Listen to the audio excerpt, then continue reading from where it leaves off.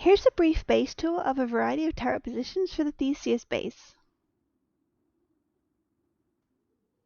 I don't like to keep turret components in boxes, so I'll craft them and wire them as toggleable turrets. I also keep several pre-crafted in boxes throughout the base with the appropriate items to get them deployed at a moment's notice.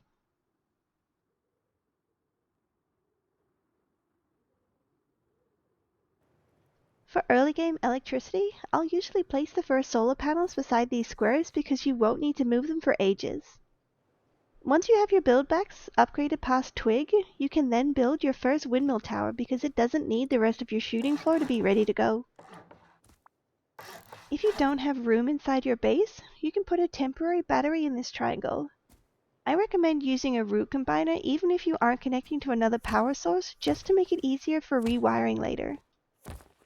You can start a wire going into the root combiner before you start building for an easier setup. Build up 5 levels of fully enclosed double door frames around this triangle. The 6th level will have 2 double door frames and a window facing outwards. The 7th level needs a triangle floor frame, and then continue your door frames going up another 2 levels. The final double door frame needs to be 17% stability to allow for triangles for the windmill.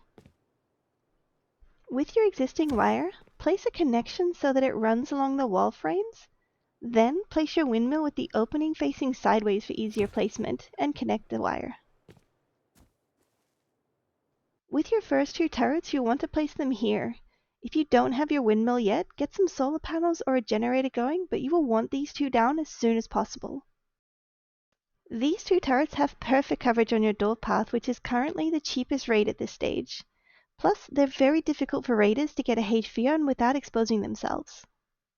I recommend placing them here instead of all the way back in the corner to give them the best line of sight possible, plus it doesn't block your movement when you're in your runaround. With your next 2 turrets, place them in the other corners for even better coverage. When you have furnaces down, turn the red turrets into your always on, and switch the runaround and yellow turrets to smart switches. I don't typically have any turrets on the 2nd floor, so here's the 3rd floor turret positions. These are amazingly helpful against pummel raids, and I always keep plenty of pre-crafted turrets handy to replace these as they get blown. Here we have the floor above the open core. The red turrets are on the inside and overlook the core, while the yellow turrets are on the shooting floor runaround. I prefer to leave these yellow ones off unless we've fully lost control of the shooting floor. Finally, we have the roof. These 4 turrets are always on, and when combined with the 8 gatehouse turrets, this will bring you up to the cap of turrets you're allowed on for most servers. Depending on the wipe duration, I'll add garage door turret pods to my windmills, or set up turret bays like the ones that I've made here in this short. Here's a short clip to show how useful early game turrets can be. They landed outside our base.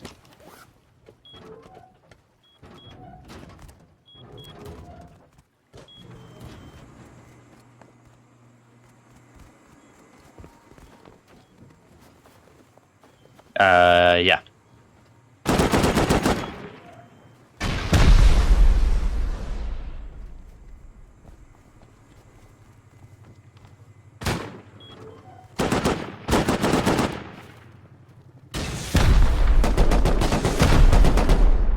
Hit 1 3 times. One's down to your turret. He's full dead. Nice job. Yo, W turret! Oh! Here's another example of the usefulness of toggleable turrets.